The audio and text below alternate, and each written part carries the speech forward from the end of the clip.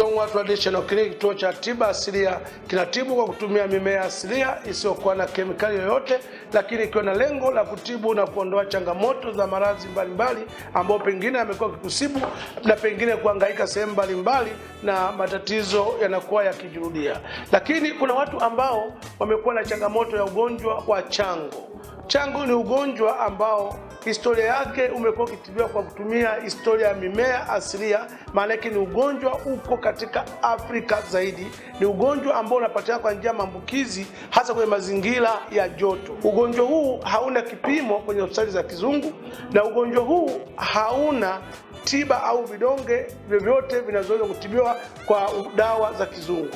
Lakini ugonjwa huu umekuwa ni changamoto kwa kina mama, lakini pia kwa wanaume, labda kwa sababu ya historia yake. Ugonjwa huu unaweza kuambukizwa nao kwa kuzaliwa. Kama baba au mama ana ugonjwa wa chango, basi mtoto anayezaliwa anaweza kupata ugonjwa huu wa chango, na mtoto akiwa anaambukizwa ugonjwa wa chango atakuwa analialia, anajinyonga, kula vizuri hawezi kupata kula, lakini kwa sababu ya maambukizi ya chango na ukuaji wake unakuwa sio mzuri, step zake za ukuaji zinachelewa.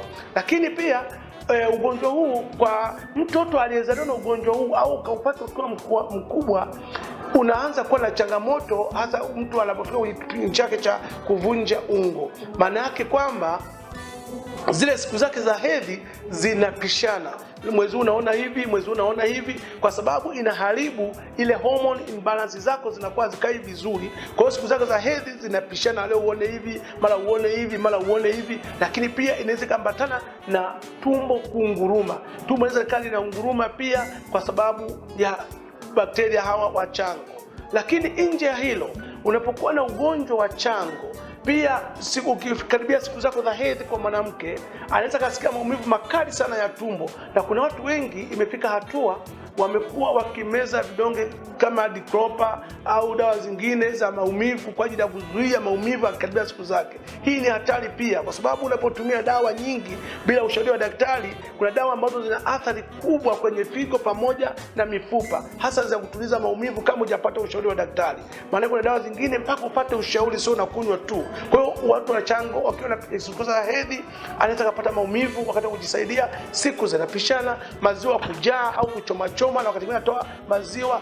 Ubebaji mimba pia inakuwa ni changamoto, kwa sababu siku za hedhi zake zinakuwa yai alipevuki kwa wakati, na wakati mwingine kuonyesha dalili kama mtu aliyebeba mimba lakini mimba haijaingia. Lakini mwanaume pia uwezo wake wa tendo la ndoa unapungua kabisa, na kukuta kwamba hawezi kumudu tendo la ndoa, na inaweza kupelekea ile mirija ya uzazi kwa mwanamke inaziba, kama vile mtu mwenye ugonjwa wa PID inasinyaa, au kile kizazi kinavimba. Maana kile kizazi kizima kinavimba, ule unene wake size inayotakiwa unene inakuwa imeongezeka unene, yote kwa sababu ya kukaa na ugonjwa wa chango ambao una tiba kizungu. Lakini sisi tuna dawa yetu nzuri sana, Mpesi.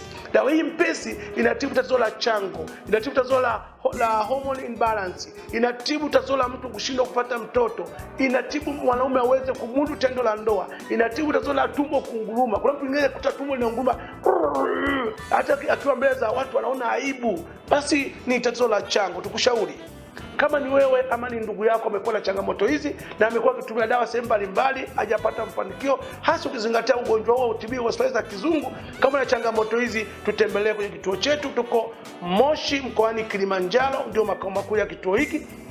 Lakini pia tunapatikana Dar es Salaam maeneo ya Mbezi Mwisho, tunapatikana Mwanza maeneo ya Buzuruga shule ya msingi, tunapatikana Shinyanga maeneo ya Kahama mjini, tunapatikana Simiu Maswa Mnadani B maarufu kwa Mama Alfonsi, tunapatikana Dodoma mjini, tunapatikana Morogoro mjini, tunapatikana Mbeya Nzove, lakini tunapatikana Arusha Ola City, lakini tunapatikana Zambia na DRC Congo. Namba zetu ni hizo unazoziona hapo. Afya yako ni jukumu letu.